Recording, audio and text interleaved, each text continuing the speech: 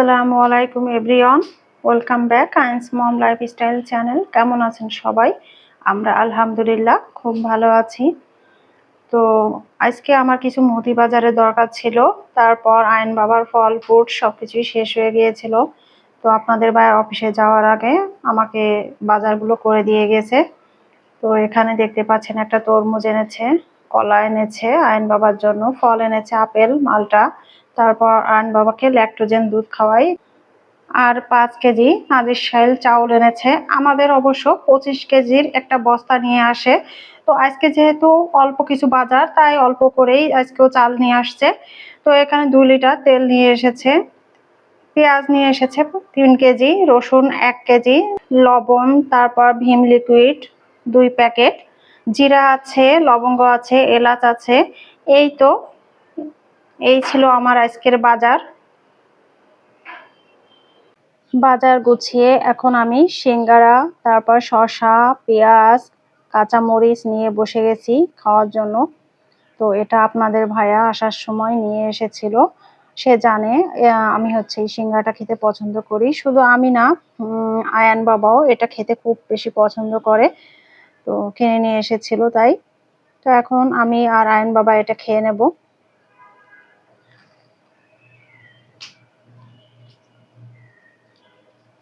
সিঙ্গারার সাথে আমি সস খেতে খুব একটা পছন্দ করি না, কিন্তু কাঁচা পেঁয়াজ আর কাঁচা মরিচটা আমার খুব বেশি ভালো লাগে। বাবা ঠিক আছে, এবার ঠিক আছে, খাও। মজা। এখানে বসে খাও বাবু, এখানে বসে খাও।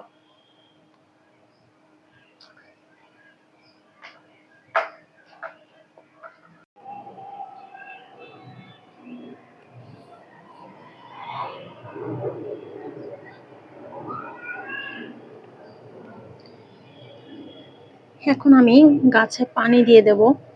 তো এই গাছ দুটা ওই বারান্দাতে ছিল, তো এই দুটাকে এখানে নিয়ে আসছি আমি।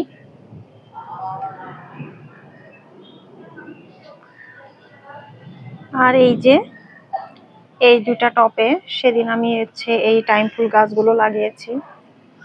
তো এখন আমি যে গাছগুলাতে একটু পানি দিয়ে দেব।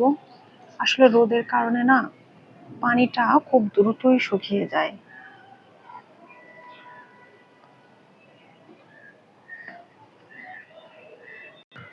আয়ান বাবা এখানে দাঁড়িয়ে দাঁড়িয়ে কার্টুন দেখেই যাচ্ছে। মাম্মি, মাম্মি, মাম্মি, হ্যালো বেটা। তো এখন আমি চলে যাচ্ছি আমার এই বারান্দাতে। মূলত আমার গাছগুলা এখানেই থাকে বেশি। দেখেই বুঝতে পারছেন এখানে কি পরিমাণে রোদ আসে। আর গাছে ধরতে গেলে আমার প্রতিদিনই পানি দিতে হয়।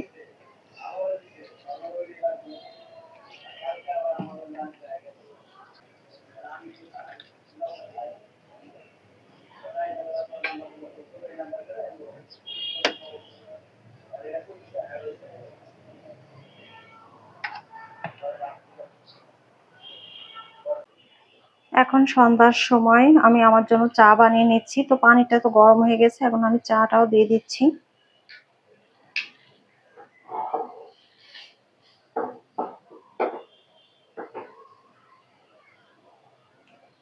চাটা জাল হতে থাক, আর আমি আয়ন বাবাকে একটা ফল কেটে দেব।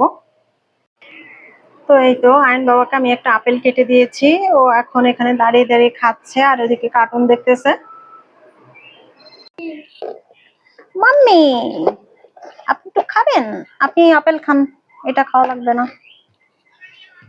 তো আমি চা বানিয়ে নিয়ে চলে এসেছি, এখন চায়ের সঙ্গে এটা খাবো। নষ্ট হয়ে যাবে মাম্মাম, নষ্ট হয়ে যাবে। এখন একটি তরকারি রান্না করব, আলু বেগুন দিয়ে একটা মাছ রান্না করব। তো আমি সবকিছু কেটে নিয়েছি, আলু কেটে নিয়েছি, বেগুন কেটে নিয়েছি। আর বেগুনটাকে আমি এরকম খোসাটা ছাড়িয়ে নিয়েছি। আমি এইভাবেই করে নিই, বেগুনের খোসা থাকলে আমার ভালো লাগে না। আর এখানে পেঁয়াজ রসুন কেটে নিয়েছি, জিরা ভেজে নিয়েছি, কাঁচামরিচ কেটে নিয়েছি। আর এখানে তরমুজটা এনে রেখেছি। তরকারিটা রান্না বসিয়ে দিয়ে তরমুজটা কেটে আপনাদের ভাইয়ের জন্য আমি ফ্রিজে রাখবো, তাহলে ঠান্ডা ঠান্ডা খেতে ভালো লাগবে। আর এখানে কিন্তু আমি মাছটা অলরেডি ভাজতে দিয়েছি কড়াইতে।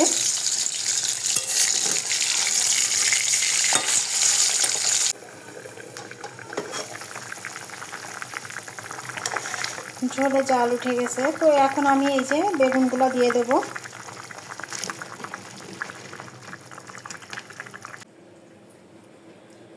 এখন আমি এই যে তরমুজটাকে কেটে নেব। প্রচুর গরম পড়ছে, তো তরমুজটা কেটে যদি ফ্রিজে রাখা হয় তাহলে হচ্ছে খেতে বেশি মজা লাগবে।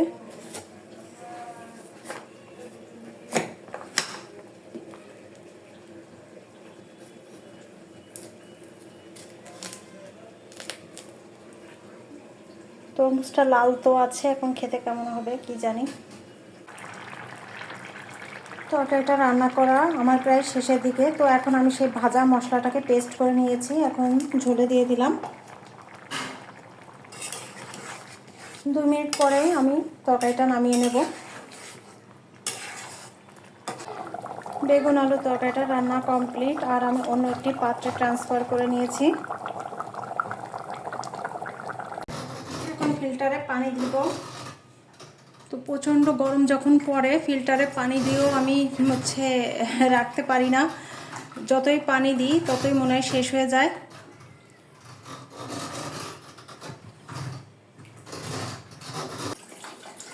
এখন এই যে বেসিনে অনেকগুলো থালা বাসন জমা হয়ে গেছে, রান্না করার পরে আমার এমনিতেই অনেক থালা বাসন জমা হয়ে যায় বেসিনে। তো এখন এগুলো একটু ক্লিন করে নেব, তারপর আইন বাবাকে খাওয়াতে হবে।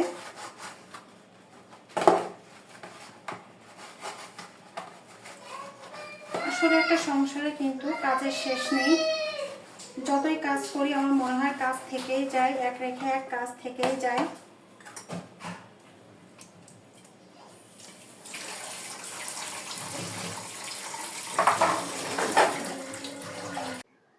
আর আমি আজকে এখানেই আপনাদের কাছ থেকে বিদায় নিয়ে নেব।